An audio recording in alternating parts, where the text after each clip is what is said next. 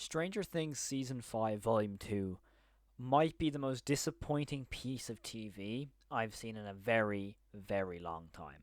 So, with the release of Stranger Things Volume 2 on Christmas, it is clear that the Duffer Brothers are setting up a very hectic finale for the final ever episode of Stranger Things. However, Volume 2, Episode 5, 6, and 7 have received incredible amounts of flaws in terms of reviews, along with TikToks upon TikToks being made all over the platform discussing how poorly written, how poorly executed, and overall how disappointing these episodes have turned out to be. So without further ado, let's give you my take on what Stranger Things Season 5 Volume 2, in my opinion, was the result of the most disappointing part of the entire series, let alone just Season 5. So with the result of the very last episode in Episode 4, with Will, of course, gaining powers, spoilers for this, by the way, it is very clear that they wanted to lead on from this. However, it is very, very strange to have every single piece of dialogue in the Volume 1 section of this season, it almost feels like it repeats itself completely in Volume 2, because it is the same amount of really weird and cringy writing in this series that is massively letting this season down. For me, there is so many segments of this season so far, specifically in Volume 2, of course, that is really hindering the season's overall progression. And in my opinion, I think releasing the volumes at once is what's hindering this. I think they should have sort of released all 7 episodes and left the 8th episode as the finale on its own separate day, like they're doing right now. But Volume 1 and 2 should have been put together, in my opinion, to leave this big build up for Episode 8.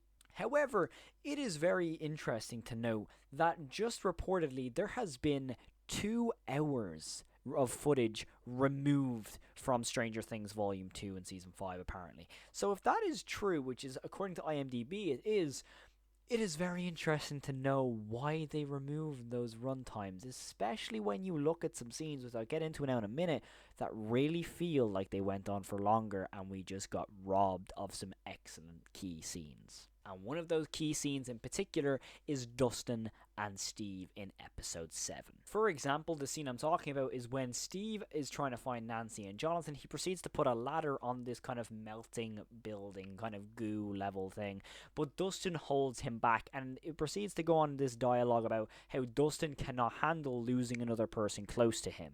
Now, I would like to say I think this scene went on for maybe 30 seconds to a minute, when in my opinion there was no way this was only a minute long. This is a very powerful scene, especially with the conclusion that if Steve actually went across that ladder, he would have fell. The fact that we get that payoff from a fairly, I think it's 5 or 6 lines of dialogue from Dustin, and then that's the result. I feel like we were robbed of a very key scene right there, and to me that's insane, because that was the most powerful piece of writing, along with Will's scene, Will's dialogue, of course, with him coming out to the group, which I do have my issues with in terms of what characters were there, which is what's going on in a lot of TikToks as well. I've seen about how people are kind of going on why Callie is in that scene. Kind of understandable, but I do really like that Will scene. It's incredibly powerful and very important to the story, especially when it comes to Vecna. But to me, this scene with Dustin and Steve just feels so rushed. It feels like it's edited and choppy, and I hate that, because this should have been a scene that had its own momentum and own moment in general. There should have been a build up to this scene. There should have been this sort of them walking up the steps and wondering what's going on, for them to hear something and then they rush away, and that's what ends up kicking off this monologue or kind of dialogue from Dustin. But we don't get that. We just get a quick cut to them walking up and all of a sudden putting a ladder there, and all of a sudden then we get the dialogue from Dustin, which is easily some of the best performances from Gaten Matarazzo since Eddie's death in Season 4. And I just think that we were robbed a very key scene, and I will always be really furious about that, because there's no way that scene is as long as that we got in Episode 7. There's no way. Okay, another key scene, of course, is Will's coming out scene, which is an incredibly powerful scene, and if you didn't cry, I don't know what to say to you.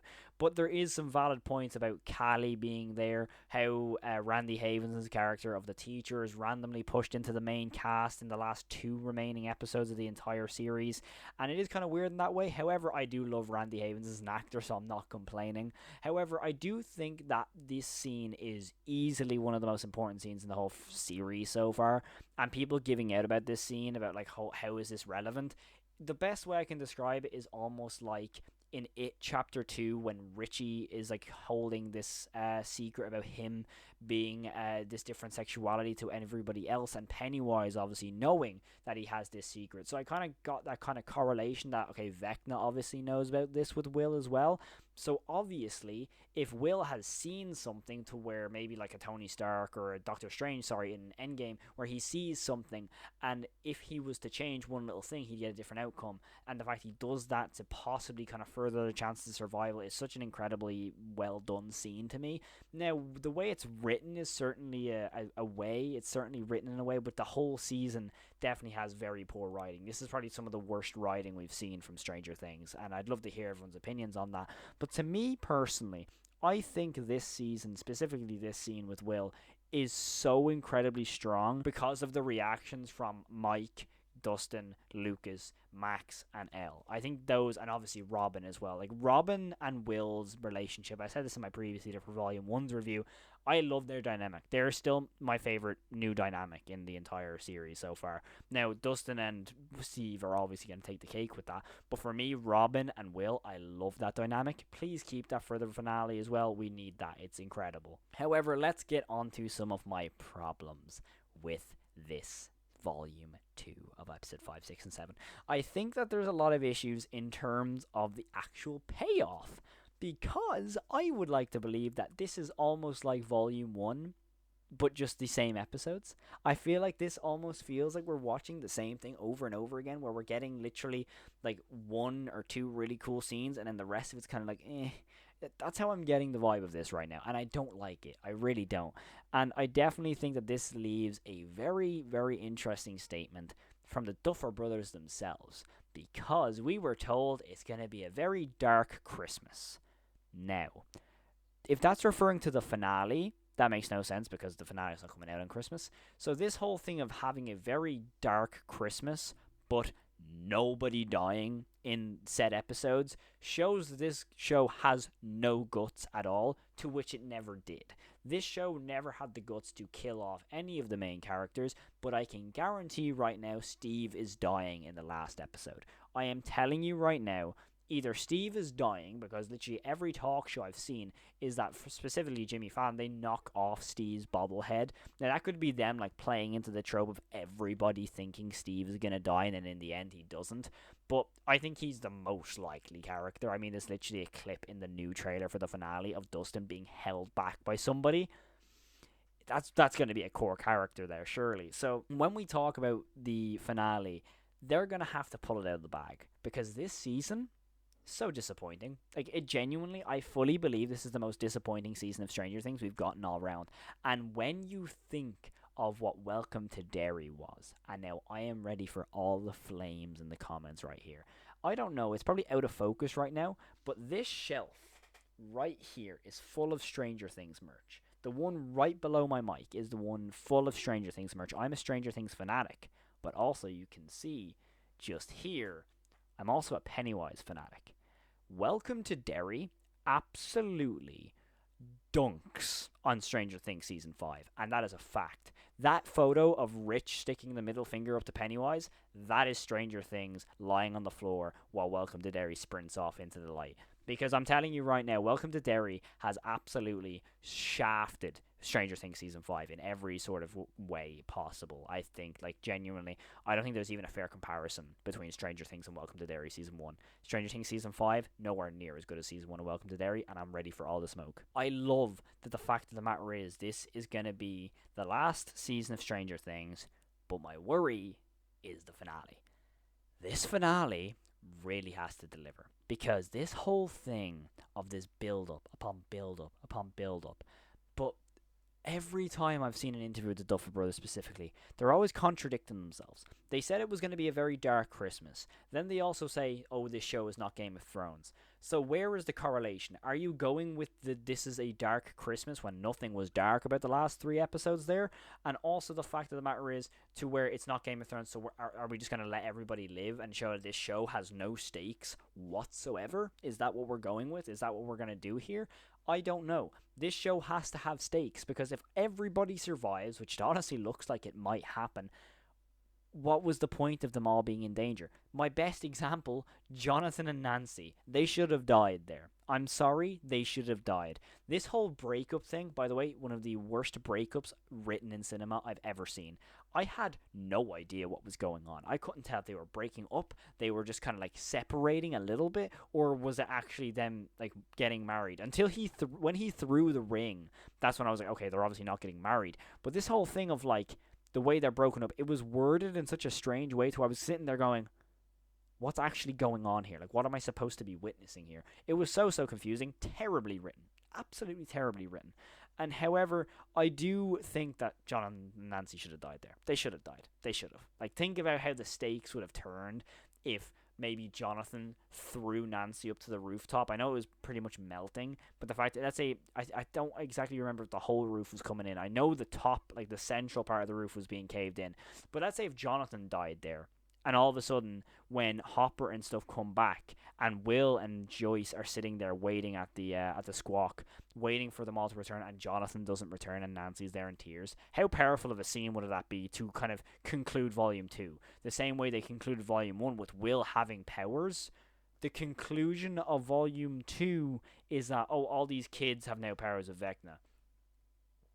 Are we serious? That's your conclusion? You go from Will having powers to, yeah, these kids are gonna, they're gonna have powers and kill a lot of people, but then in the end, they're gonna turn on Vecna because Derek's gonna turn them, so is Holly, and they're all gonna go and attack Vecna and kill him once and for all.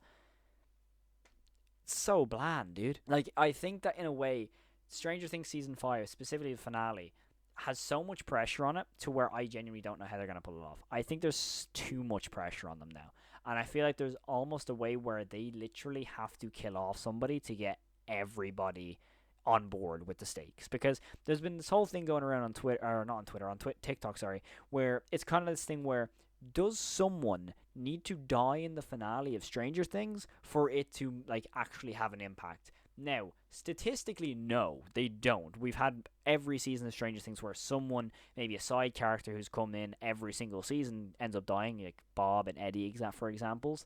But we've never had one of the main cast get knocked off. I mean, Hopper, faked it. But to me, I feel like in a way, this finale does have to have something because of the build-up to it.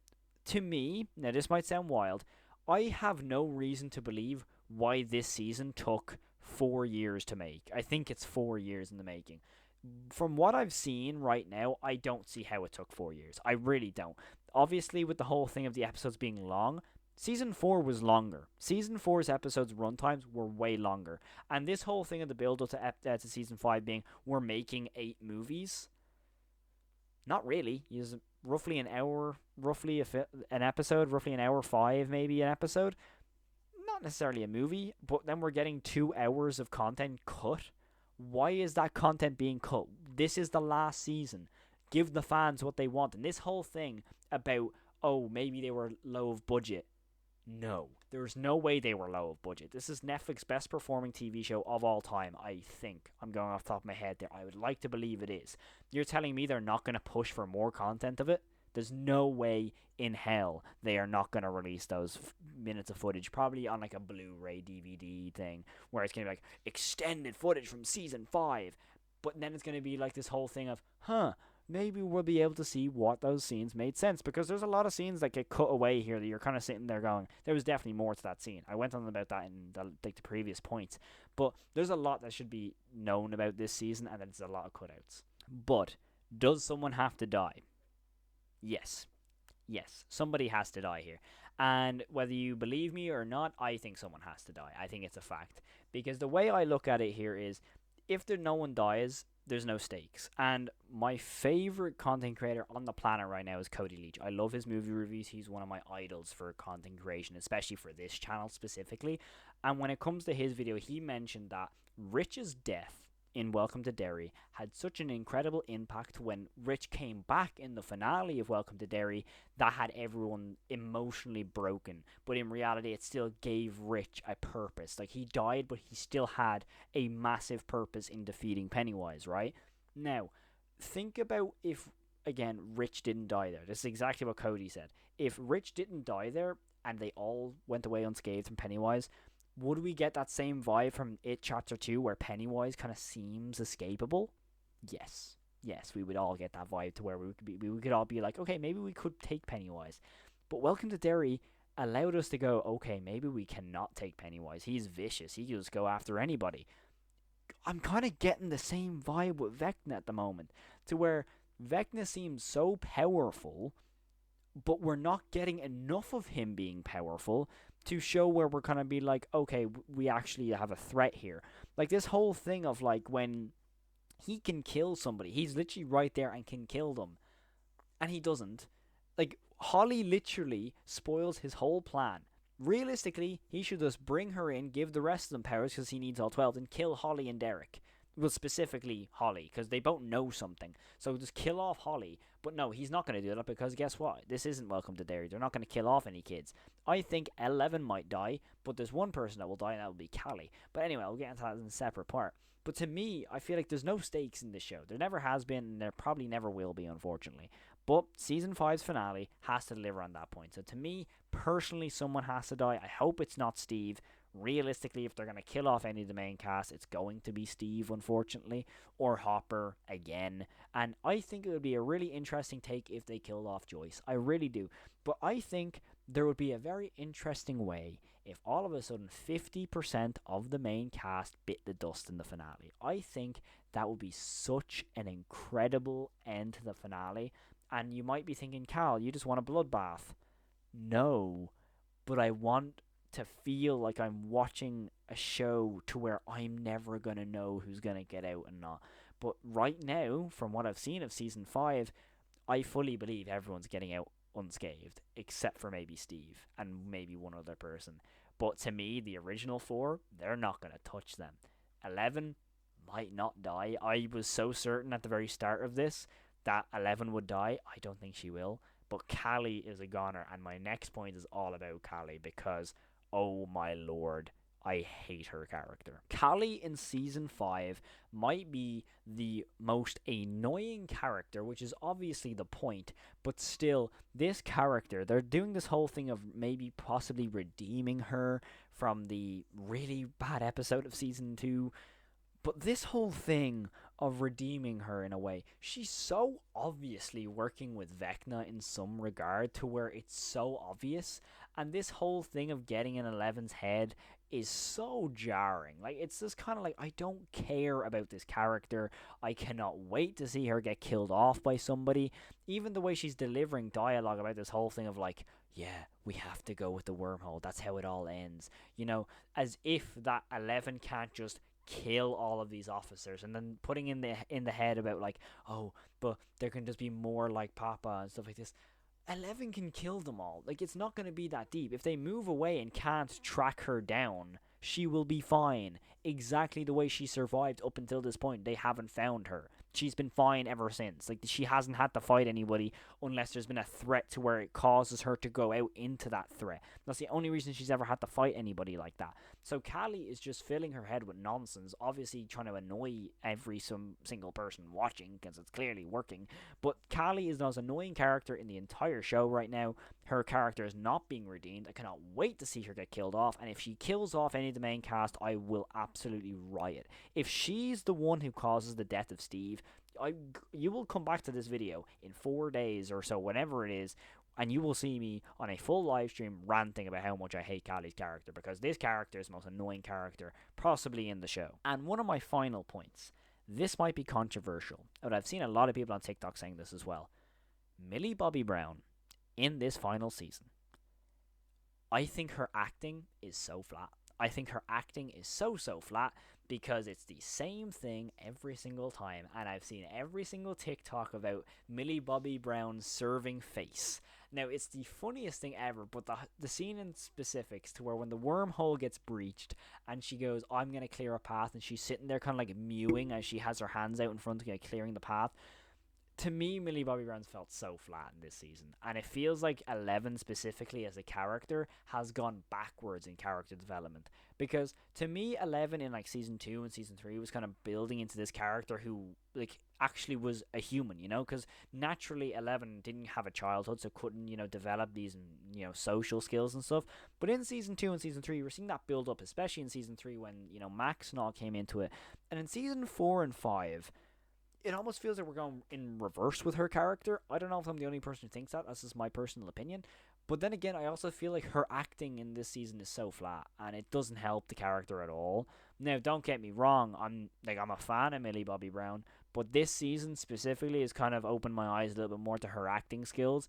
And I do think that out of the core 5 actors who have like the kids, so like Will, Dustin, obviously Mike and Lucas, and then obviously Elle, the core actors and actresses, I think that she is possibly the flattest of the lot. Lucas in this season's incredible with how he acts with Max. He was also incredible in season 4. Like, I think Callie McLaughlin as Miles Morales has to happen, by the way. Please, for the love of God, make that happen.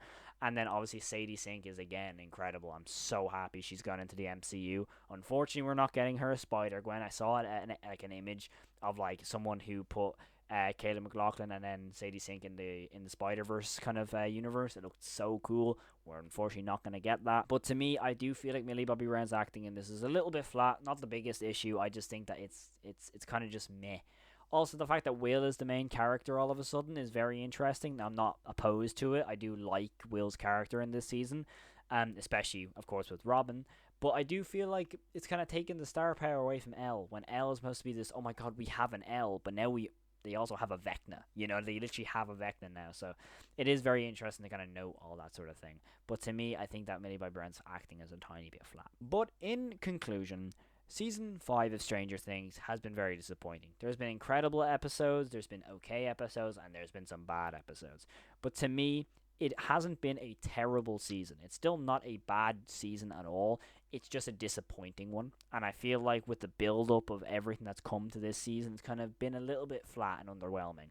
Now, is it a bad thing? No, it's not. It's just underwhelming. And to me, the finale will deliver. I hope it will deliver. Am I worried about it delivering? Yes, honestly, I am.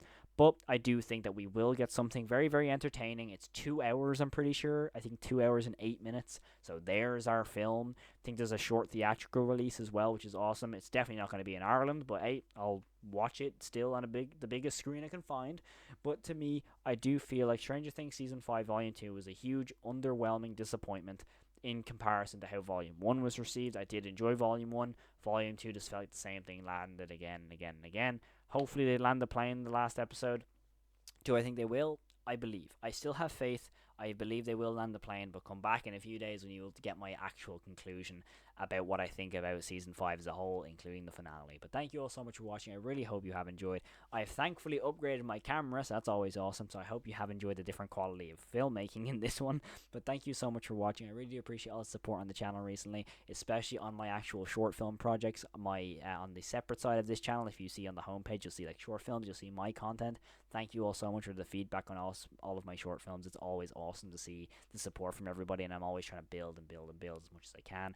So thank you all so much for that. I really appreciate all the support. Thank you all so much for watching. If you haven't already, hit that subscribe button. We just recently hit about 520 subs. That means the world to me. Thank you, every single last one of you. Thank you so much. I will check you in the next one. Of course, have the most amazing day. Stay safe and peace.